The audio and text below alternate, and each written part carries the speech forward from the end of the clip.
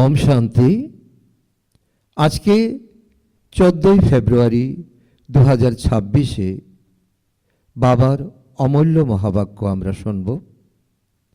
আজকের এই মহাবাক্য বিশেষভাবে বাবা শিব জয়ন্তীর নিমিত্ত সাকার বাণী উচ্চারণ করেছেন। আর এমনিতে আজকের দিন ভ্যালেন্টাইন ডে, ভালোবাসার দিন, স্নেহের দিন, প্রেমের দিন, উৎসবের দিন। আমরা প্রত্যেকে একে অপরের সঙ্গে সম্পর্ক ঘনিষ্ঠ করার জন্য বিভিন্ন প্রকারের গিফট আদান প্রদান করি, চকলেট আদান প্রদান করি। তো অনেকভাবে আমরা মানুষের সঙ্গে আমরা মিলেমিশে ছোট্ট জীবনটাকে অতিক্রম করতে চাই। আর বাবা রোজ দিন আমাদের ভ্যালেন্টাইন ডের আমাদের শুভেচ্ছা জানাচ্ছেন। আমরাও পিতা পরমাত্মার সঙ্গে ভ্যালেন্টাইন ডেকে আমরা অনুভব করি। তো আগামী দিন 15ই ফেব্রুয়ারি আমরা এই ঈশ্বর পরমপিতা, যার অবতরণ, যার জয়ন্তী আগামী দিন পালিত হবে প্রত্যেক সেন্টারে, এবং ভক্তরা মন্দিরে গিয়ে পালন করবে যার যার বিধি নিয়ম হিসাবে। তো বাবা বলছে যে তোমরা আমার অতি প্রিয় বাচ্চা, তোমাদেরকে আমি বিশেষভাবে অভিনন্দন জানাই, কারণ তোমরা আগামী দিনের নতুন দুনিয়ার তোমরা দেবী দেবতা হবে। তো এই ভক্তি এবং জ্ঞানের মধ্যে যে পার্থক্য রয়েছে, তো বাবা আমাদেরকে বোঝাচ্ছেন যে বাবা আমাদেরকে শুভেচ্ছা জ্ঞাপন করছেন, আর ভক্তরা বিভিন্নভাবে ভগবানকে খুঁজছে। তো আজকের মহাবাক্য 14ই ফেব্রুয়ারি 2026, ওম শান্তি। বাবা বলেন, মিষ্টি বাচ্চারা, তোমরা সবচেয়ে ভাগ্যবান ব্রাহ্মণ বংশের গর্ব। স্বয়ং ঈশ্বর তোমাদের অভিনন্দন জানাচ্ছেন। স্বয়ং পরমপিতা পরমাত্মা আমাদেরকে গ্রিটিংস জানাচ্ছেন, অভিনন্দন জানাচ্ছেন।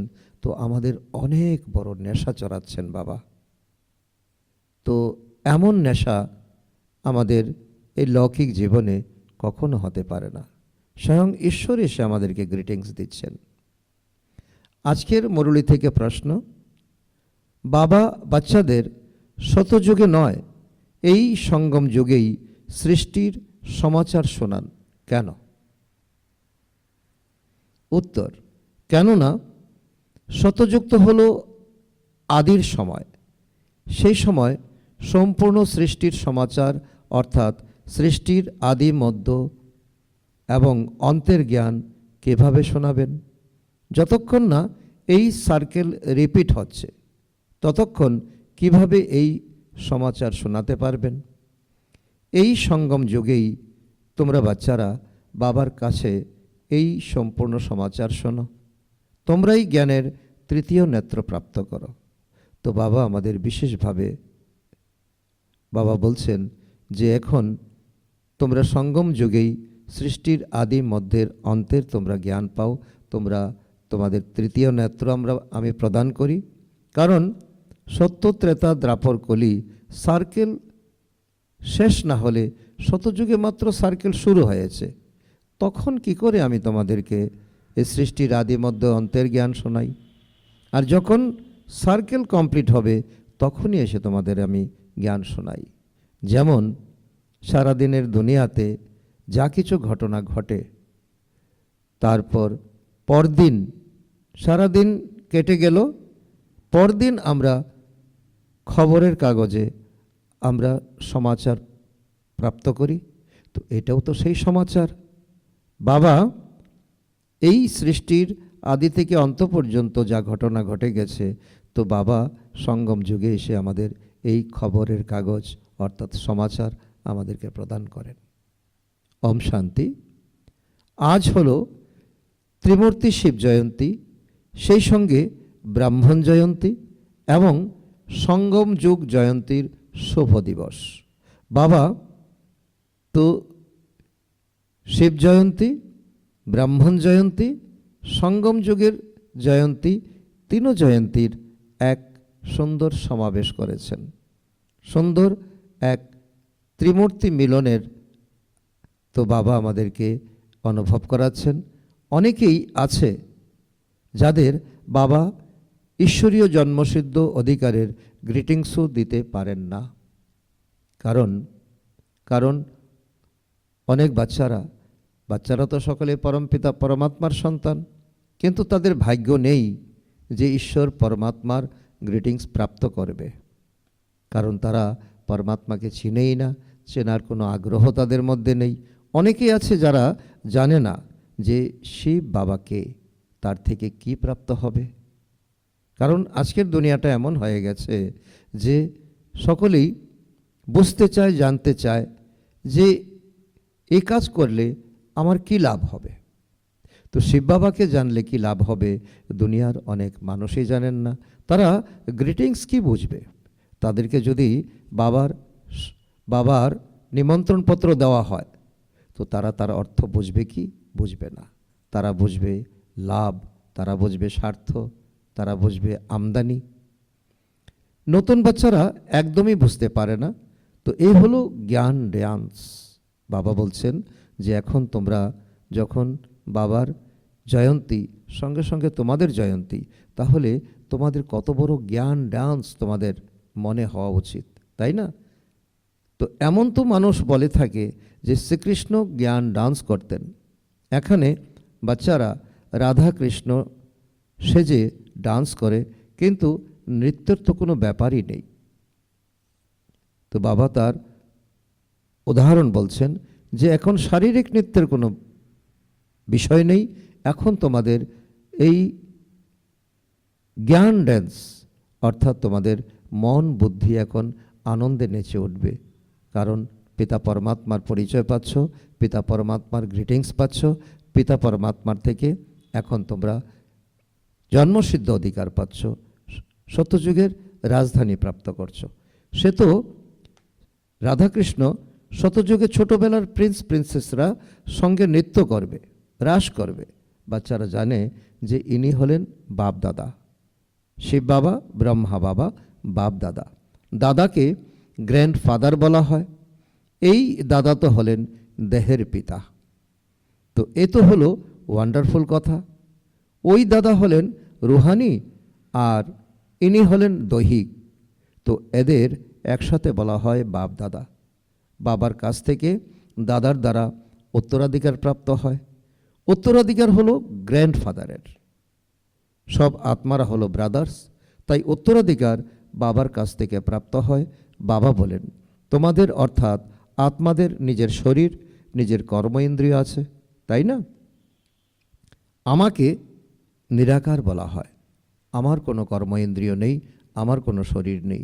তাহলে অবশ্যই আমার শরীর চাই, আর শরীর আমাকে লোনে নিতে হয়। তবেই তো বাচ্চাদের রাজ্যগামী শেখাবো, অথবা মানুষ থেকে দেবতা, পতিত থেকে পাবন হওয়ার মার্গ বলে দেব, বা আবর্জনা যুক্ত দেহরূপী বস্ত্র পরিষ্কার করব। বাবা কত ক্লিয়ারভাবে আমাদেরকে বলছেন যে আমার এখন দেহ চাই। কেন দেহ চাই? এই কারণ তোমাদের পতিত থেকে পাবন হওয়ার মার্গ আমি বলে দিতে এসেছি। আবর্জনাযুক্ত দেহরূপী বস্ত্র তোমাদের পরিষ্কার করতে এসেছি। তাহলে অবশ্যই অনেক বড় ধোপা তিনি, তাই না? কারণ আমাদের নোংরা কাপড় যখন আমরা পরিষ্কার করি আর যার কাছে দেই তাকে ধোপা বলা হয়। আর বাবা বলছেন আমি হলাম অসীম জগতের ধোপা। তোমাদের এখন আবর্জনাযুক্ত দেহরূপী বস্ত্র পরিষ্কার করার জন্য আমি এসেছি। সম্পূর্ণ বিশ্বের আত্মাদের আর শরীর ধুয়ে পরিষ্কার করেন। আত্মাদের আর শরীর ধুয়ে পরিষ্কার করেন। জ্ঞান আর যোগের দ্বারা তোমাদের আত্মাকে শুদ্ধ করা হয়। আজ তোমরা বাচ্চারা এসেছ, তোমরা জানো যে আমরা শিব বাবাকে অভিবাদন জানাতে এসেছি। বাবা তবু বলেন, তোমরা যাকে গ্রিটিংস জানাও সেই বাবাও তোমাদের গ্রিটিংস জানান। তো আদান প্রদান, আমরা বাবাকে গ্রিটিং জানাই, বাবা আমাদেরকে গ্রিটিং জানান। কেননা তোমরা হলে অনেক বড় সর্বোত্তম ভাগ্যবান ব্রাহ্মণ কুলভূষণ আত্মা।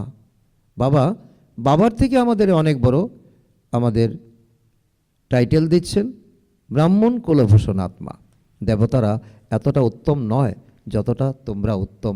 তোমরা এই সময় ব্রাহ্মণ অর্থাৎ হিরেতুল্য জন্ম তোমাদের।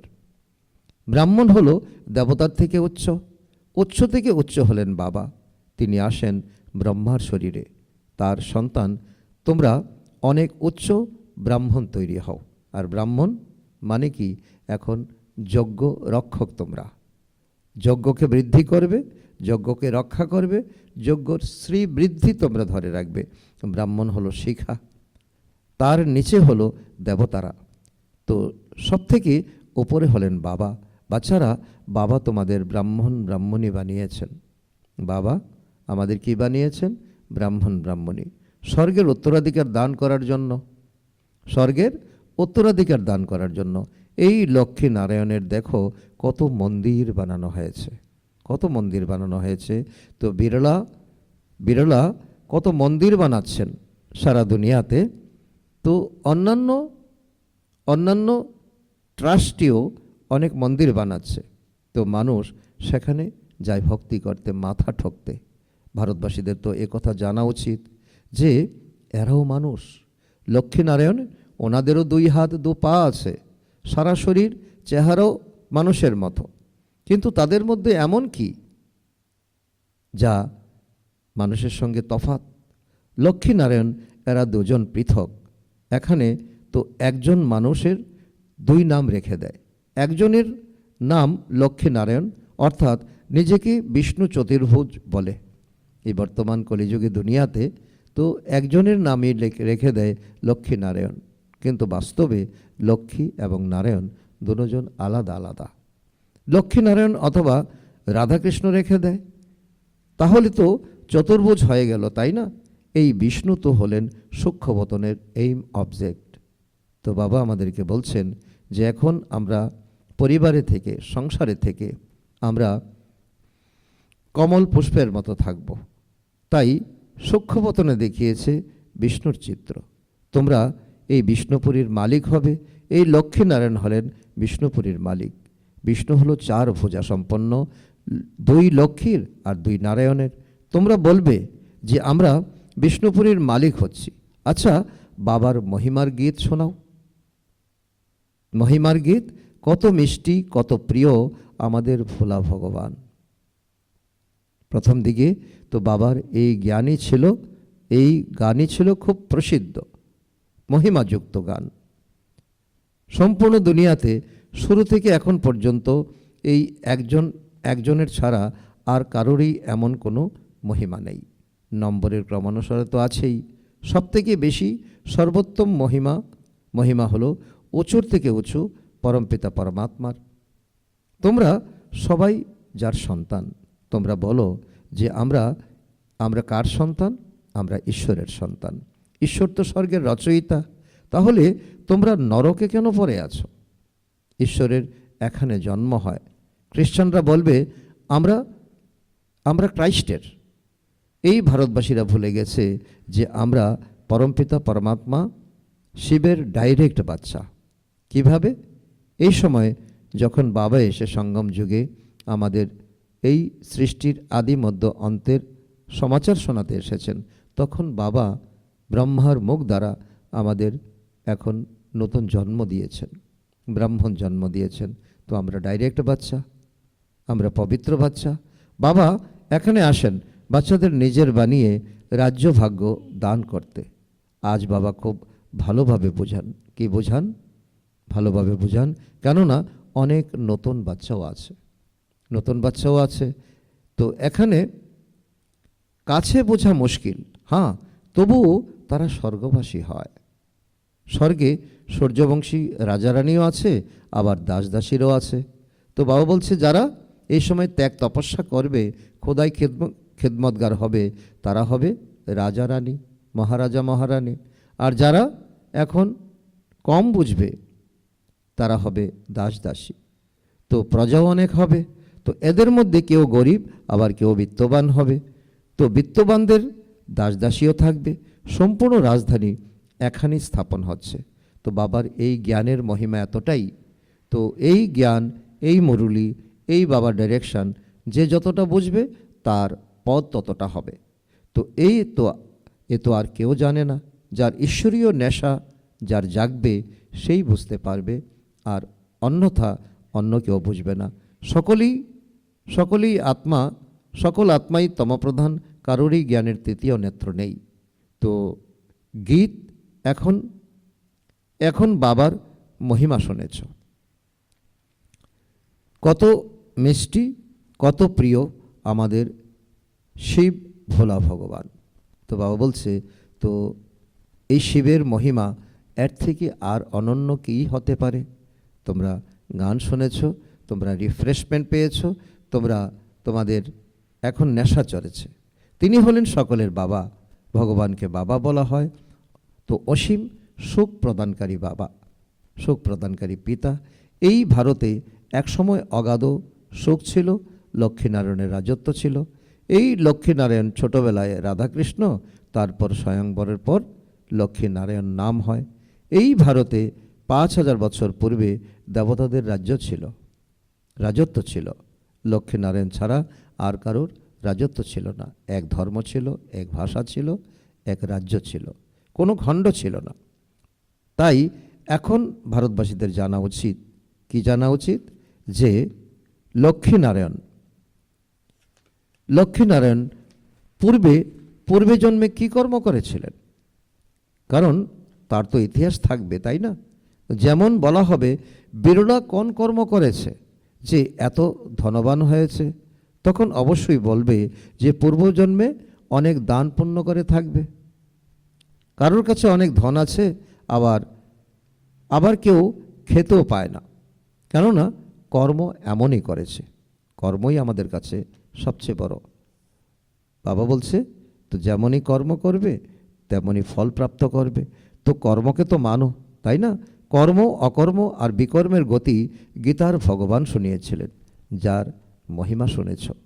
শিব ভগবান হলেন এক, মানুষকে ভগবান বলা যায় না। বাবা এখন কোথায় এসেছেন? বোঝানো হয় যে সামনে মহাভারতের লড়াই উপস্থিত। তাই মিষ্টির থেকে মিষ্টি বাবা বুঝান যে তাকে দুঃখে সবাই স্মরণ করে, দুঃখে সকলে স্মরণ করে।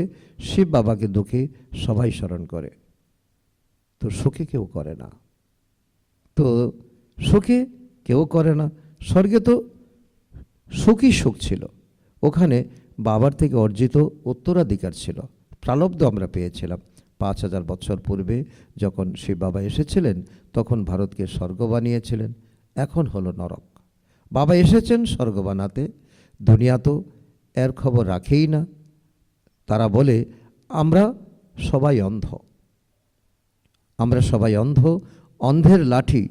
প্রভু তুমি এসে দৃষ্টি প্রদান করো।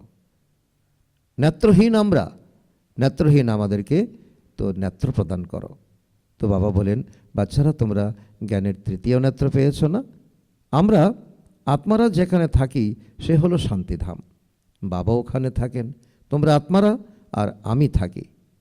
তো ওনার আত্মাকে বলেন, আমি তোমাদের সমস্ত আত্মাদের বাবা, ওখানে থাকি। তোমরা পুনর্জন্মের পার্ট প্লে করো, আমি সেই পার্ট প্লে করি না।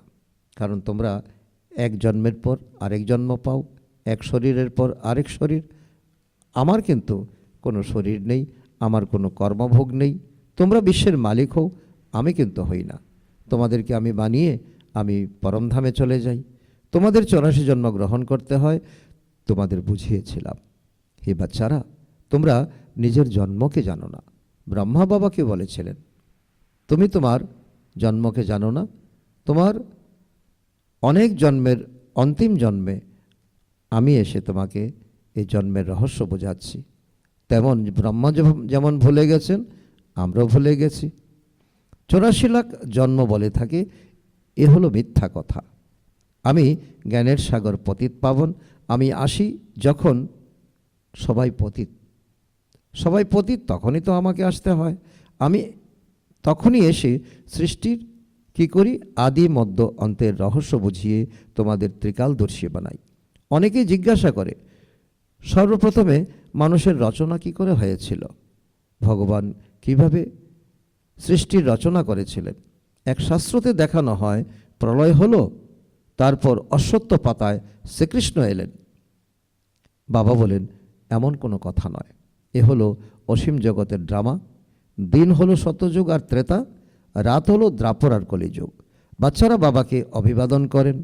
বাবা বলেন, ততোত্তম, তোমাদেরকেও আমি অভিবাদন জানাই। তোমরাও 100 ভাগ দুর্ভাগ্যবান অবস্থা থেকে 100 ভাগ সৌভাগ্যবান হও। বাবার ব্লেসিং কত উচ্চ, কত মহান। বাবা সকলকে সমান ব্লেসিং প্রদান করেন। তোমরা ভারতবাসীরা তেমনই ছিলে, কিন্তু তোমরা জানোই না। তোমরা দেবী দেবতা ছিলে, তোমরা মহারাজা মহারানী ছিলে। বাবা এসেই বলেন, তোমরা নিজেই নিজের জন্মকে জানো না, তোমরা ভুলে গেছো। আমি এসে বলি, কারণ আমি পরমধাম থেকে তোমাদের সকল পার্টকে আমি দেখেছি। বাবা এসে বলে, তোমরা 84 জন্মগ্রহণ করেছ। বাবা তোমাদের এই সঙ্গম যুগে সম্পূর্ণ সৃষ্টির সমাচার শোনান। কারণ সত্য, ত্রেতা, দ্রাপর, কলি যখন কমপ্লিট হয়ে গেছে, তখন বাবা এসে তার সমাচার আমাদেরকে শোনান সংবাদপত্রের মতো। শতযুগে তো শোনাবেনই না। তো যেই সময় সৃষ্টির আদি মধ্য অন্ত হয়নি, তখন সমাচার কিভাবে আমি বোঝাবো? আমি আসি অন্তিমে, কল্পের সঙ্গম যুগে। শাস্ত্রে লেখা হয়েছে, যোগে যোগে শ্রীকৃষ্ণ উবাচ, শ্রীকৃষ্ণ ভগবান উবাচ। তো গীতাতে লিখে দেওয়া হয়েছে। তো সব ধর্মের মানুষ তো শ্রীকৃষ্ণকে ভগবান মানবে না। সারা দুনিয়াতে কত ধর্ম, কত দেশ, কিন্তু কৃষ্ণকে মান্যকারী তো ভারতবর্ষেরই কিছু অংশ আছে, তো অন্য দুনিয়ার মানুষ তেমনটা নেই। তো ভগবান তো নিরাকার, তাই না? তিনি হলেন সর্ব আত্মাদের পিতা। বাবার থেকে উত্তরাধিকার প্রাপ্ত হয়। তোমরা সব আত্মারা হলে ভাই ভাই। পরমাত্মাকে সর্বব্যাপী বললে তো ফাদারহুড হয়ে গেল, সকলের মধ্যে পিতা আছে। তো আমি নিজেকে নিজের পিতা হতে পারি? ফাদার কি কখনো উত্তরাধিকার প্রাপ্ত করে? উত্তরাধিকার বাচ্চারা প্রাপ্ত করে, পিতার থেকে বাচ্চারা পায়। তোমরা আত্মারা সবাই বাচ্চা। বাবার উত্তরাধিকার অবশ্যই প্রয়োজন। জাগতিক উত্তরাধিকারে তোমরা খুশি হও না, তাই তোমরা ডাকতে থাকো। তোমার কৃপায় আমরা অগাধ সুখ প্রাপ্ত করেছিলাম, এখন আবার রাবণের দ্বারা দুঃখ প্রাপ্ত করার কারণে ডাকতে শুরু করেছ। সকলের আত্মাই ডাকতে থাকে, কেননা এদের দুঃখ আছে, তাই স্মরণ করে, বাবা এসে সুখ প্রদান করো। এখন এই জ্ঞানের দ্বারা তোমরা বিশ্বের মালিক হও। তোমাদের সদ্গতি হয়, তাই গায়ন হয়, সকলের সদ্গতি দাতা এক বাবা। এখন সকলেই দুর্গতিতে আছে, এরপর সকলের সদ্গতি হয়। যখন লক্ষ্মী নারায়ণের রাজত্ব ছিল, তখন তোমরা স্বর্গে ছিলে, বাকি সবাই মুক্তিধামে ছিল। এখন আমরা বাবার কাছে রাজযোগ শিখছি। বাবা বলেন, কল্পের সঙ্গমে আমি তোমাদের পড়াই, মানব থেকে দেবতা বানাই। বাচ্চারা, আমি তোমাদের সমস্ত রহস্য বুঝিয়ে বলি। শিবরাত্রি কবে হয়েছে তা তোমাদের জানা উচিত। কি হয়েছিল? শিব বাবা কবে এসেছিলেন? মানুষ কিছুই জানে না। তাহলে তো পাথর বুদ্ধির হলো। এখন তোমরা পারস পাথর তুল্য বুদ্ধির তৈরি হচ্ছ। তোমরা পাথর থেকে পারস তৈরি হচ্ছ। ভারত পারস্পরিক অর্থাৎ গোল্ডেন এজ ছিল, শতযুগে দুনিয়া ছিল। লক্ষ্মী নারায়ণকে ভগবান ভগবতী বলা হয়। তাদের উত্তরাধিকার ভগবানই দিয়েছিলেন। সঙ্গম যুগে তারা পড়াশোনা করেছিল, তাদের প্রালব্ধ শতযুগের তো উচ্চ দৈবী পদ অর্থাৎ লক্ষ্মী নারায়ণ। তো আবারও বাবা এই উত্তরাধিকার আবারও দিচ্ছেন তোমাদের, আবার তিনি ভগবান ভগবতী বানাচ্ছেন। তো এ তো হলো তোমাদের অনেক জন্মের অন্তিম জন্ম। বাবা বলেন, বিনাশ সামনে উপস্থিত। অনেক বড় রেড অ্যালার্ট বাবা দিচ্ছেন। তো এই রেড অ্যালার্টকে আসলে আমরা যদি খামখেয়ালিভাবে নেই, তাহলে আমাদের অনেক বড় ক্ষতি হয়ে যাবে। সেজন্য বাবা বলছে এই বিনাশ সামনে উপস্থিত, একে বলা হয় রুদ্র জ্ঞান যজ্ঞ। দুনিয়ায় যে যজ্ঞ হয় তাকে বলা হয় ম্যাটেরিয়াল যজ্ঞ। এ হলো জ্ঞানের কথা। এখানে বাবা এসে মানুষকে দেবতা বানান। তোমরা শিব বাবার আগমনের জন্য তাকে অভিবাদন জানাও।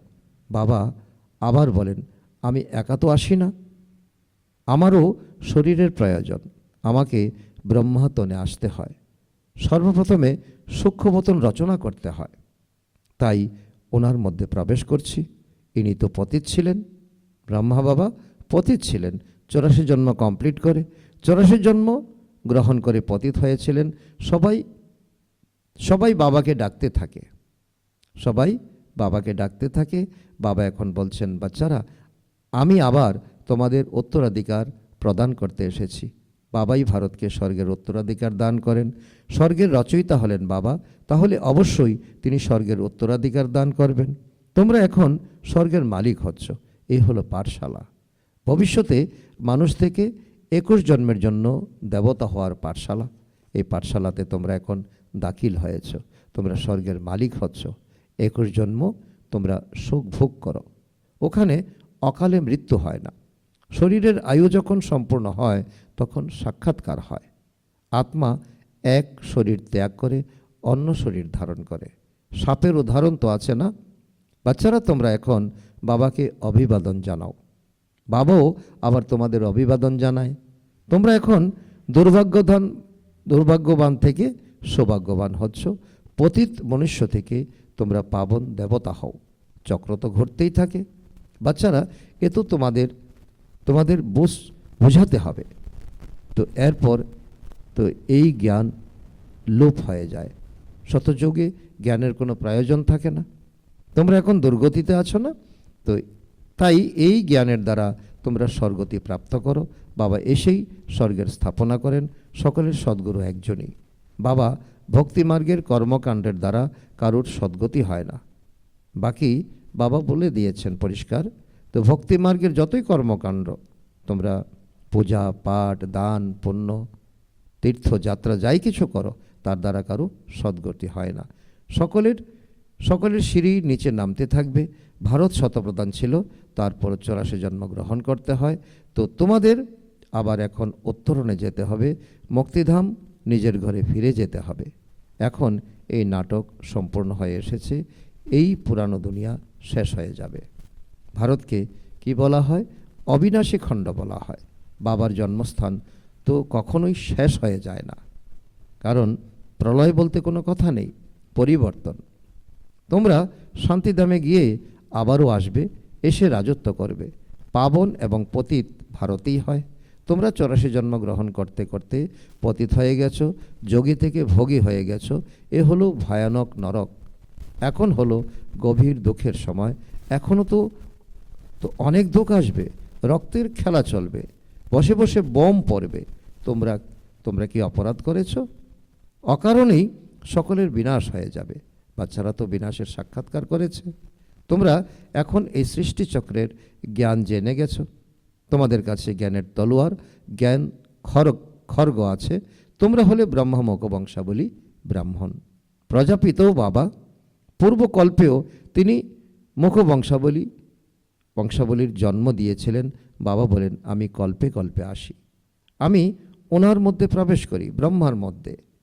আমার মুখরোত্তন, আমি প্রবেশ করি, তোমাদের মুখ বংশাবলী বানাই, তোমাদের পবিত্র জন্ম দেই, নতুন জন্ম দেই। তোমরা মর্জিবা জন্ম ধারণ করো। আমি ব্রহ্মার দ্বারা স্বর্গের স্থাপন করাই।